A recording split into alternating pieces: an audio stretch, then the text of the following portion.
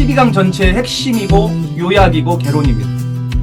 우리가 생각하고 덧붙이는 복음이 아니라 성경에서 말하는 참된 복음이 무엇인지를 밝히는 거예요. 이것이 중요한 이유는 하나님 말씀, 성경이 증언하는 핵심이 복음이기 때문입니다. 성경의 복음을 정확하고 선명하게 모르면 우리 신앙이 불분명해져요.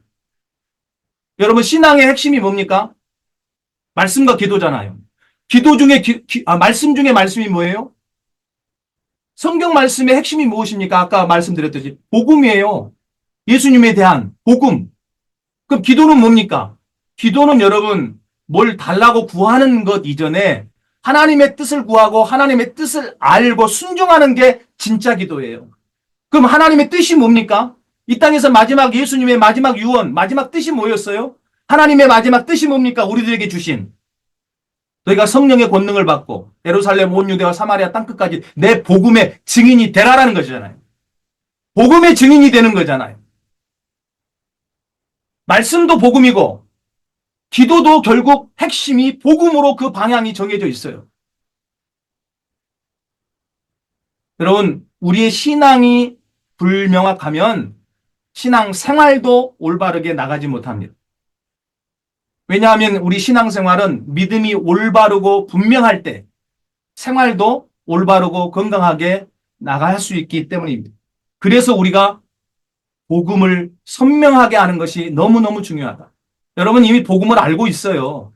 그런데 선명하지 못한 부분이 있다는 거죠. 그것들을 한번 우리가 제대로 한번 퍼즐을 맞춰보자는 거예요. 이 시간에. 한번 여러분 한 가지 물어볼게요. 여러분 속으로만 한번 생각해 보세요. 여러분 스스로 정의하는 복음이 뭐죠? 여러분 속으로 답해 보세요. 여러분 생각하는 복음이 뭐예요? 스리랑카 제가 이제 신학 교수 사역도 하고 있는데 온라인으로 스리랑카 신대원생들 또 동남아시아 필리핀 신학대학원생 다들 목사님들이에요. 최소한 전도사 목사들 신학대학원생 석사학위 과정 하시는.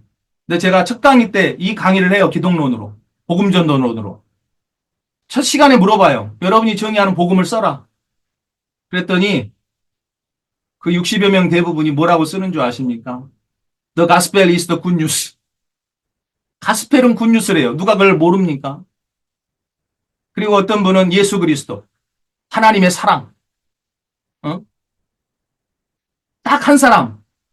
예수 그리스도의 십자가와 부활의 복음. 뭐 그런 식으로 써요. 여러분 왜 이렇게 달라요? 많은 분들에게 복음이 뭔지를 물으면 복음이 그다지 선명하지 않다는 걸 깨닫게 돼요. 복음을 오랫동안 알고 있었다고 생각하지만 이 질문에 실제 답을 하려고 하니까 한마디로 정확하게 표현하는 것이 결코 쉽지가 않은 거예요. 그리고 또 한 가지 우리가 교만한 게 기초라고 생각해요. 여러분 기초가 얼마나 중요합니까? 기초이면서 전부일 수 있어요. 히딩크 감독이 우리나라 와서 전혀 반대의 그 판단을 하잖아요. 평가를 하잖아요. 우리 한국 선수들 기술은 선진국 비슷하게 따라가는데 체력이 안 좋다. 체력 훈련을 죽으라고 시키잖아요. 그래서 결국 4강까지 가잖아요. 월드컵 4강을 2002년에. 여러분 기초라고 우리가 우습게 생각하고 대수롭지 않게 여겨서는 안 돼요. 그런데 그거를 복음을 그렇게 여겨요. 그냥 복음은 안다고 생각하고 건너뛰어버려요. 여러분 학교에서 학원에서 그냥 다 기초니까 안다고 생각하고 건너뛰어버리잖아요. 그런데 모르는 사람들이 많아. 그래서 건너뛰으니까 모르겠는데 자존심이 있어서 묻지는 못해. 선생님한테. 그래도 결국은 이 기본을 모르고 건너뛰어버리니까 나중에 응용공식, 수학 같은 공식을 만들려고 하는데 이게 문제가 풀리지 않잖아요. 도중에 가다가. 다 막히고. 답을 낼 수가 없어요, 그러면. 여러분, 실상은 선명하지가 않다는 것을 우리가 알게 돼요. 심지어 각각이 말하는 복음의 정의가 너무 피상적이고 서로 다르다는 것은 충격입니다. 여러분에게 기본을 묻는다고 기분 나빠하지 마시고, 이 시간을 통해서 한번 내 신앙, 교회로서 내 신앙을 점검해 보신다고 생각하시고, 스스로에게 답변을 해 보셨으면 좋겠어요. 여러분이 정의하는 복음이 뭡니까? 그런데 이 성경이 말하는 복음을 정의하기 이전에 참된 복음이 아닌 다른 복음이 복음에 대한 기록이 성경에 나와요. 갈라디아서 1장과 고린도서 11장에 여러분 사단의 가장 핵심적 전략이 뭔지 아세요? 복음을 듣지도 못하게 하는 것, 깨닫지도 못하게 하는 겁니다. 다른 거는 다 이렇게 해도 하게끔 또 해요. 근데 정말 본질적으로 이 복음 전도를 하려고 하면요. 얼마나 방해가 심한지 몰라요. 여러분 경험해 보신 분은 아실 거예요. 정말 이 원초적인 복음, 예수님이 그리스도 하나님의 아들 전하려고 하면 얼마나 어떤 환경이든지 사람을 통해서든지 복음 전하지 못하게 만들어요. 여러분 교회 밖에서뿐만 아니라 심지어 교회 안에서조차도 다른 어떤 것보다 복음을 듣지 못하게 가립니다. 또한 심각한 문제는 이 복음에다가 교묘하게 누룩을 섞어요. 다른 것들을 섞어. 사람의 생각, 주관적인 생각, 지식 이런 것들을 섞어 성경 말씀에다가 플러스 알파를 해갖고 변질을 시켜요. 제가 대학생 시절에 그랬다니까요. 학생운동하면서 성경 말씀은 내가 필요한 말씀만 뽑아다 쓰고 그런 다른 복음, 다른 사상을 내가 우리 강다희 회장도 윤성관 집사도 다 증인이에요. 증인. 그거를 내가 정말 열정적으로 뭐 이렇게 강의하면서 성경 말씀을 내가 끌어다가 썼다니까요. 내가 그렇게 살았으면 나는 구원받지 못했을 거예요. 정말 하나님 앞에 큰 벌을 받고 책임을 물음을 당했을 거예요. 여러분, 마치 뱀이 사탄이 하와를 미혹해서 하나님의 언약을 교묘히 변질시키듯이 그렇게 해요. 변질된 복음과 관련해서 우리가 심각하게 살펴봐야 될 두 교회가 있습니다. 갈라디아 교회, 고린도 교회. 사도 바울은요, 자신이 설립한 갈라디아 교회에 서신을 보내면서 우리가 상상하기 어려운 저주를 퍼붓습니다. 사랑의 사도가 저주를 퍼부어요. 그가 무엇 때문에 그렇게 저주를 했을까? 무엇을 지키기 위해서 그렇게까지 했던 것일까? 갈라디아 1장 6절 9절 읽습니다. 다 같이 큰 목소리로 낭독합니다. 그리스도의 은혜로 너희를 부르신 이를 이같이 속히 떠나 다른 복음을 따르는 것을 내가 이상히 여기노라. 다른 복음은 없나니 다만 어떤 사람들이 너희를 교란하여 그리스도의 복음을 변하게 하려 함이라. 그러나 우리나 혹은 하늘로부터 온 천사라도 우리가 너희에게 전한 복음 외에 다른 복음을 전하면 저주를 받을지어다. 우리가 전에 말하였거니와 내가 지금 다시 말하노니 만일 누구든지 너희가 받은 것 외에 다른 복음을 전하면 저주를 받을지어다. 벌써 다른 복음이 여기 몇 번 나와요? 4번 나와요. 저주를 받을지어다가 2번씩이나 나와요. 갈라디아 교회는 사도 바울이 1차 선교 여행인 AD 47년, 48년경 바울에 의해 세워진 교회입니다. 갈라디아서는 바울이 2차 전도 여행 중 또는 그 이후인 AD 53년경에서 57년경에 갈라디아 교회에 보낸 서신 형태의 편지 기록입니다. 갈라디아 교회 설립과 갈라디아서의 기록의 연차는 짧으면 5년, 길면 10년밖에 차이가 안 나요. 그러니까 벌써 5년, 10년 안에 그런 짧은 시간 안에 갈라디아 교회가 벌써 다른 복음을 받아들였고 다른 복음이 들어왔고 그래서 사도 바울은 다른 복음을 가르치고 전하는 자들에 대해 저주를 퍼붓고 있어요. 사실 바울 사도의 다른 서신들을 보면요. 1장은 보통 편지를 받는 대상들을 주님의 이름으로 축복하고 평안을 빌고 위로와 격려를 주는 걸로 시작을 해요. 그런데 갈라디아서는 유독 갈라디아 교회를 향해 짧게 인사를 하자마자 다른 복음을 전하는 자들에게 막 저주를 퍼붓습니다. 다른 복음은요. 그만큼 구원과 관련해서 심각한 문제예요. 절대 타협할 수 없는 것이었기 때문에 사도 바울은 그렇게 말한 거예요. 자, 고린도 교회를 변질시킨 다른 예수, 다른 영, 다른 복음도 있었습니다. 고린도후서 11장 3절 읽습니다. 시작. 뱀이 그 관계로 하와를 미혹한 것 같이 너희 마음이 그리스도를 향하는 진실함과 깨끗함에서 떠나 부패할까 두려워하노라. 만일 누가 가서 우리가 전파하지 아니한 다른 예수를 전파하거나 혹은 너희가 받지 아니한 다른 영을 받게 하거나 혹은 너희가 받지 아니한 다른 복음을 받게 할 때는 너희가 잘 용납하는구나. 고린도 교회는요. 사도 바울이 2차 선교 여행을 하던 AD 50년경 고린도 지방에 1년 반을 머무르는 동안에 설립했던 교회입니다. 고린도 후서는 지금 여러분이 읽었던 고린도 후서는 바울이 고린도 교회에 2번째로 보내기 위해 쓴 서신인데 3차 전도 여행 중 마케도니아에 머물던 AD 55년에서 57년경에 기록한 것으로 추정이 됩니다. 다시 말하면 고린도 교회도 세워진 지 불과 5년에서 7년 사이에 다른 예수, 다른 복음, 다른 영의 변질된 복음을 받아들이고 가르치고 있었어. 사도 바울은 고린도 교회가 다른 예수를 전파하거나 다른 영을 받게 하거나 다른 복음을 받게 할 때에는 너희가 너무나 잘 용납한다고 이 용납하고 있는 그런 고린도 교회 성도들을 보면서 기이하게 여겼습니다. 여러분 솔직히 복음 선교사님들한테도 해봐도요. 다 안다고 생각하고 있고 별로 기본이라고 생각하고 있고 별로 중요하게 생각을 안 해요. 그리고 색다른 거를 배우기 좋아해요. 리더십, 무슨 상담, 무슨 여러 가지 있잖아요. 가장 중요한 게 이 복음인데 중요한 것이 이 복음인데 다른 것들을 더 새로운 것들을 막 받아들이기 너무나 많은 시간을 들이고 애를 씁니다. 다른 것들에 열광하는 거예요. 다른 것들에. 당시 갈라디아 교회와 고린도 교회에 침투한 다른 복음은요. 그 영지주의자들, 그노시즘이라고 하는 영지주의자들에 의해서 전파된 영지주의예요. 대표적인 인물이 누군지 아세요? 니골라. 그리고 니골라당이었어요. 그 니골라는 어떤 사람이에요? 사도행전 6장 5절에 보면 믿음과 성령이 충만한 초대교회 7집사 중 마지막에 이름을 올린 사람이었어요. 스데반 집사는 복음을 전하다가 순교를 당했고 이 니골라는 영지주의에 빠져서 다른 복음을 전하는 저주를 받는 사람.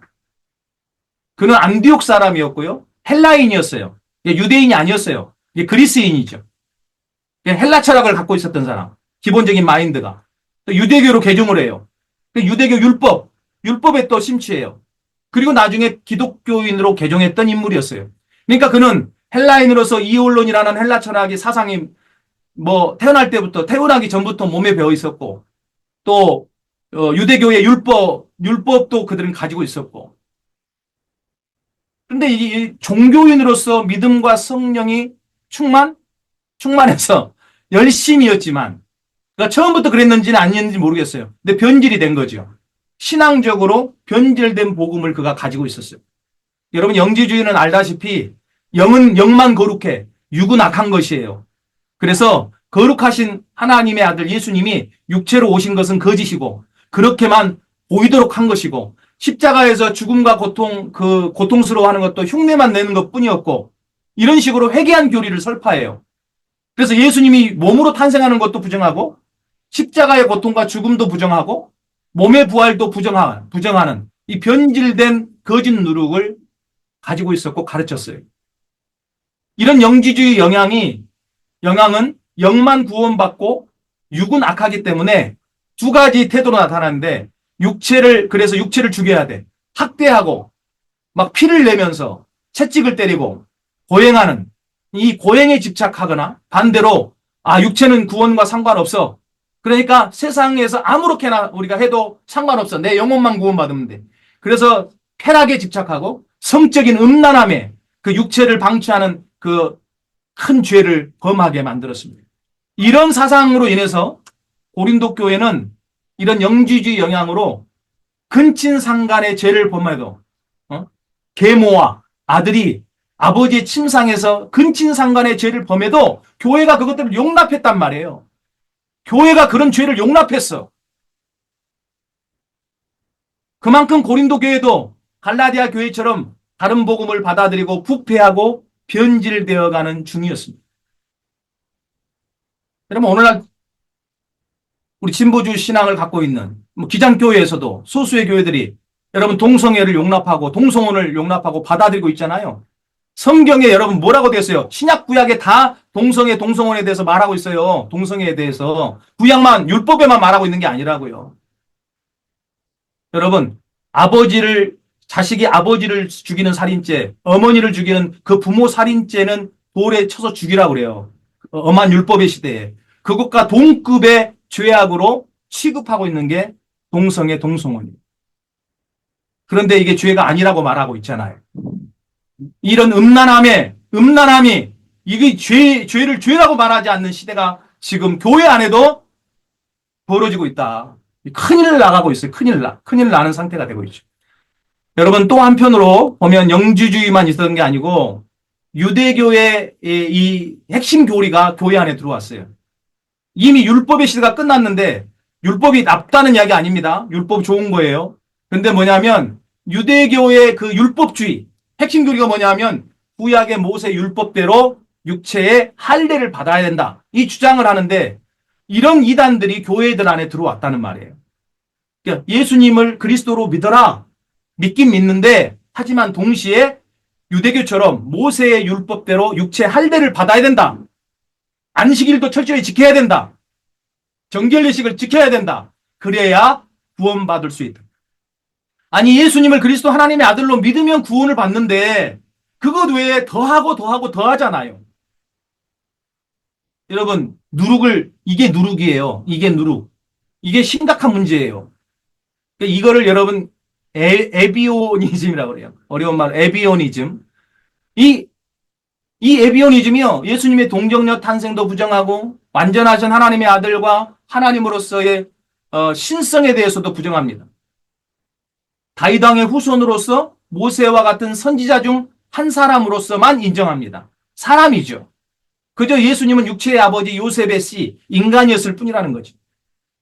크리스찬 공동체로 개종했던 그들은요. 나중에 다시 유대교에서 기독교인이 됐던 사람들은요. 이 율법 문제 때문에 다시 기독교를 배도하고 유대교로 복귀해버립니다. 대부분의 유대교에서 개종했던 사람들이 다시 복귀해버려요. 유대교로. 당시에 그리스도인들에 대한 로마 정부의 핍박뿐만 아니라 유대교의 핍박도 아주 심했을 때입니다. 만약 그리스도인들이 모세의 율법대로 육체의 할례를 받게 된다면 유대교의 핍박도 피할 수 있지요. 유대인 커뮤니티 안에서 편하게 신앙생활 할 수도 있었을 겁니다. 그러나 이런 신앙들은 순수한 복음의 율법이라는 누룩을 섞는 것과 다를 바 없는 변질된 신앙이었습니다. 바울 사도는 이런 이단들에 대해서 갈라디아서 2장 4절에 가만히 들어온 거짓 형제라고 말하고 있고 빌립보서 3장 18절에 그리스도의 십자가의 원수라고까지 표현하고 있습니다. 사도 바울은 복음에 대해서만큼은 절대 타협이 없었어요. 왜냐하면 여러분 이게 중요해요. 복음은요. 구원의 문제와 직결되기 때문에 그래요. 그래서 그는 복음을 변질시킨 다른 복음, 다른 예수, 다른 영을 전하는 자들을 저주하기까지 했던 것입니다. 여하튼 예수님의 십자가의 죽으심과 부활 후 오순절로부터 복음이 전파된 지 불과 20, 30년이 채 지나기도 전에 다른 복음, 다른 예수가 교회 안에 침투해서 복음을 변질시키고 성도들의 신앙과 삶을 변질시키고 타락시키는 일들이 발생했어요. 그런데 보세요. 여러분 생각해 보세요. 그때로부터 지금 얼마나 흘렀어요? 2000년이 넘는 세월이 흘렀습니다. 2000년입니다. 그럼 한번 우리가 반문을 해봐야 돼요. 현지의 교회들은 어떤 상태지? 나라는 교회는 변질된 다른 예수를 믿고 다른 복음을 가르치고 다른 영을 따르는 혹시나 그런 변질된 부분, 잘못된 누룩은 없는지 잘 살펴봐야 될 거 아니겠습니까? 하나님 말씀을 통해서. 오늘날 여러분 교회의 영적 리더들, 특별히 부끄럽습니다만은 목회자들, 목사님들의 그 부패하고 타락한 많은 사건들이 현재 발생하고 있어요. 예장 통합 측 총회장이 그런 성적인 부도덕함, 윤리적인 이런 문제들이 지금 뉴스에 인터넷에 막 떠돌고 회자되고 있잖아요. 많은 이런 일들이 지금 벌어지고 있는 왜 교회들이 점점 그렇게 타락하고 음란하고 바알, 아세라 신앙처럼 변질되고 있는지 혼합주의가 되고 있는지 여러분 그렇기 때문에 우리가 이때에 이런 모습들을 보면서 교회 안에 침투한 다른 복음은 없는지 심각하게 살펴보고 회개해야 합니다. 그래서 우리가 구원의 경주를 끝까지 달려서 구원에서 탈락되는 일이 없어야겠어요. 여러분 니골라가 구원 받았겠습니까? 처음에는 믿음으로 시작했다가 여러분 나중에는 다른 복음, 다른 예수를 전하고 있는데 이 사도 바울이 저주를 받는다고 말했는데 여러분 저주를 받는다는 것이 구원받는다는 말하고 전혀 반대의 이야기잖아요. 여러분 잘 생각해 봐야 됩니다. 초대교회와 성도들, 사도들은요. 이 순수한 성경의 이 참 복음 때문에 환난과 핍박과 순교를 당했습니다. 그러며 우리가 여기서 사도 바울, 또 다른 사도들, 베드로, 요한, 다른 사도들, 초대교회 성도들이 전했던 그러면 참된 복음이 뭔가 우리가 여기서 좀 확인을 해보고 가도록 하겠습니다. 바울이 전한 참된 복음이 뭐였을까요? 자, 로마 교회에 전한 복음을 한번 살펴봅시다. 로마서 1장 2, 4절 시작. 이 복음은 하나님이 선지자를 통하여 그의 아들에 관하여 성경에 미리 약속하신 것이라. 그의 아들에 관하여 말하면 육신으로는 다윗의 혈통에서 나셨고 성결의 영으로는 죽은 자들 가운데서 부활하사 능력으로 하나님의 아들로 선포되셨으니 곧 우리 주 예수 그리스도시니라. 로마 교회에 전한 복음도 바울이 전한 복음도 예수님이 하나님의 아들 그리스도라고 말하고 있습니다. 그러면 회당에서 전한 복음은 뭘까요? 사도행전 9장입니다. 즉시로 각 회당에서 예수가 하나님의 아들이심을 전파하니 사울은 힘을 더 얻어 예수를 그리스도라 증언하여 다메섹에 사는 유대인들을 당혹하게 하니라. 여기서도 예수님이 하나님의 아들 그리스도라 증언하고 있습니다. 자, 관례대로 안식일에 전한 복음은 뭐였을까요? 사도행전 17장에 있습니다. 바울이 자기의 관례대로 그들에게 들어가서 새 안식일에 성경을 가지고 강론하며 뜻을 풀어 그리스도가 해를 받고 죽은 자 가운데서 다시 살아나야 할 것을 증언하고 이르되 내가 너희에게 전하는 이 예수가 곧 그리스도라 하니 예수님이 그리스도라는 이 복음을 전하고 있습니다. 그러면 그가 유대인들에게 전한 복음은 뭘까요? 사도행전 18장 5절입니다. 시작. 실라와 디모데가 마게도냐로부터 내려오매 바울이 하나님의 말씀에 붙잡혀 유대인들에게 예수는 그리스도라 밝히 증언하니. 여러분, 유대인들에게도 전한 복음이 예수님이 그리스도라는 복음. 바울 사도는 다메섹 도상에서 예수님을 만나 회심한 이후에 최초의 다메섹에서 복음을 전합니다. 그 후로 로마에서 네로 황제의 명령으로 목배임을 당하여 순교를 당했던 AD 67년까지 약 30년 동안 한결같이 바울 사도가 전했던 것은 복음이었습니다. 변함없는 복음. 바로 예수님이 그리스도라는 복음.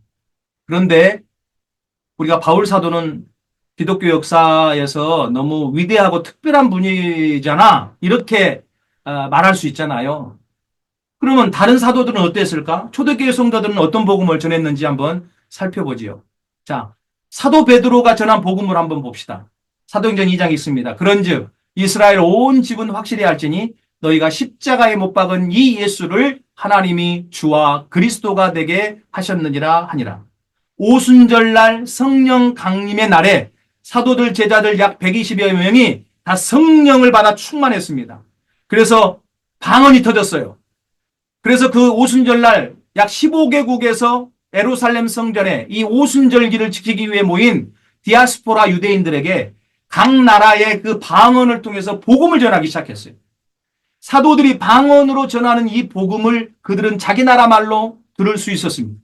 그때 베드로 사도가 구약 성경에 기록된 선지자들 예언의 글을 풀어주면서 오실이라고, 이 땅에 오실이라고 예언된 그 메시아가 바로 너희가 십자가에 못 박은 이 예수님을 하나님이 주와 그리스도가 되게 하셨다고 마지막 포인트를 찍는 설교를 하고 마칩니다. 바로 예수님이 그리스도라고 하는 이 복음을 증언한 거죠. 자, 그러면 사도 요한은 어떤 복음을 전했을까? 요한 1서 5장입니다. 시작. 예수께서 그리스도이심을 믿는 자마다 하나님께로부터 난 자니 또한 나으신 이를 사랑하는 자마다 그에게서 난 자를 사랑하느니라. 예수께서 그리스도이심을 믿는 자마다. 사도 요한은 예수님의 사랑하는 제자였죠. 예수님의 가장 측근에서 예수님을 보좌했던 제자.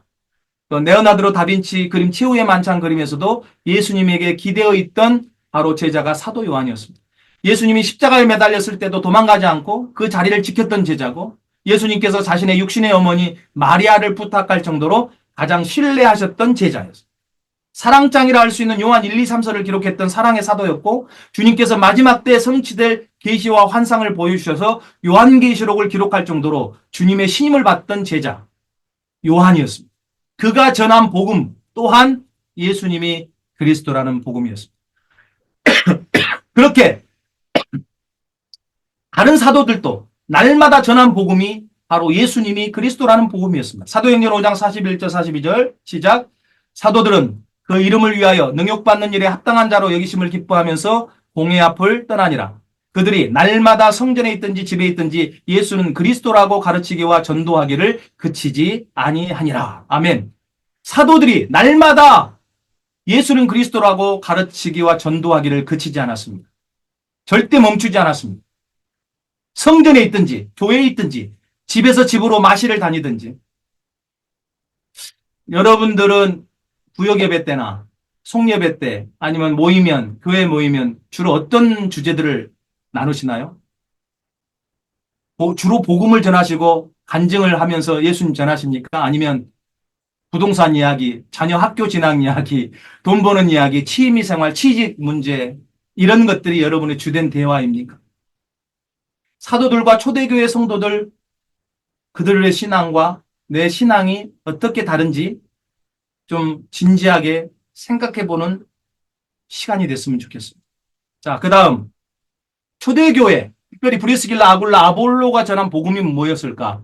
사도행전 18장에 있습니다. 알렉산드리아에서 난 아볼로라 하는 유대인이 에베소에 이르니 그 사람은 언변이 좁고 성경이 능통한 자라. 그가 일찍이 주의 도를 배워 열심으로 예수에 관한 것을 자세히 말하며 가르치나 요한의 세례만 알따름이라. 그가 해당에서 담대히 말하기 시작하거늘 브리스길라와 아굴라가 듣고 데려다가 하나님의 도를 더 정확하게 풀어 이르더라. 아볼라가 아가야로 건너가고자 하므로 형제들이 그를 격려하며 제자들에게 편지를 써 영접하라 했더니 그가 가매 은혜로 말미암아 믿는 자들에게 많은 유익을 주니 이는 성경으로서 예수는 그리스도라 증언하여 공중 앞에서 힘있게 유대인의 말을 이기미르라. 이집트 북부도시 알렉산드리아 사람 아볼로 훗날 베드로와 견줄 만큼 초대교회에서 큰 역할을 감당한 제자였습니다.